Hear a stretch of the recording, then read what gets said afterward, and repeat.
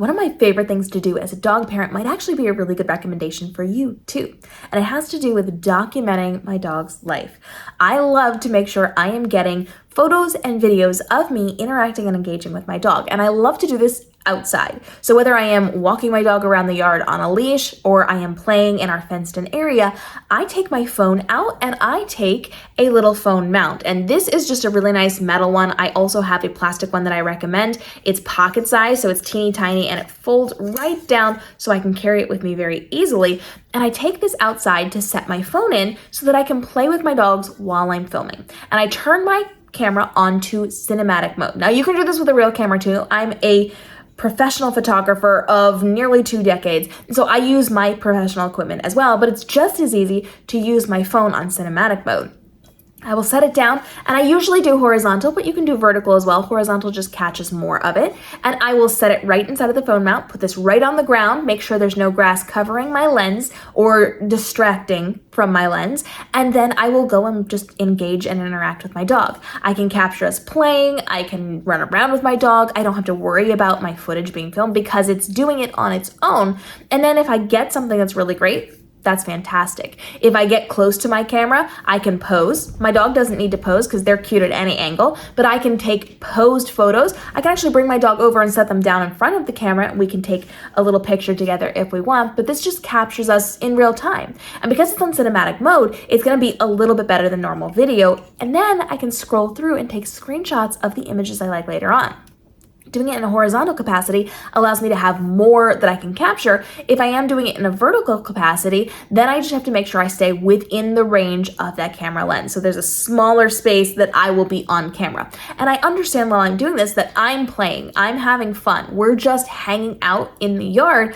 I don't have to be on camera the entire time. So I don't feel like I have to keep us in frame the entire time. I feel like whatever I catch, and then I can use that on my social media. I can use that for photos. I can use that for whatever I need. This is going to allow me the freedom of engaging how I naturally would with my dog, and what I get. And the more I do it, the more I have to work with.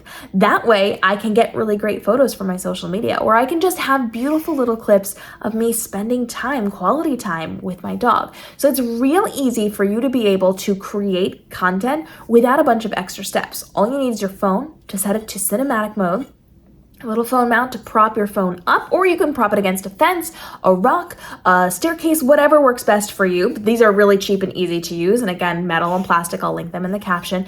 And then I have the ability to just have fun and to document myself in real time without anybody helping me. And because it's on ground level, we are getting some really great shots. We are getting the foreground elements with the ground, with the grass, with the dirt, with the rocks, with the whatever. We're getting big, bold skies behind us, and we're getting more of a lifestyle look, as opposed to having a taller tripod. A taller tripod means that we're getting a different angle, and that's not always the angle that we're going to want. Especially when it comes to dogs, because they're going to be lower to the ground. I find that having those lower angles really does help. And that way I can also choose to define myself on camera the way that I want to. If I want to be close up and show more of myself or be closer to that lens, I can. And if I'm feeling like I'm not cute enough that day, or if I don't have my makeup done, if I don't want to necessarily show that I am not in the condition that I want to be for these photos and videos, I can stand further away and get a longer look. I can do distance or close up. I can do a lot of different things because I am just letting it roll. And then I'm going to have my placement wherever I need to be on that given day. If we have those big bold skies because there's beautiful blue clouds or a beautiful sunrise or sunset, or we've got that storm rolling in, I can get the beauty of the sky.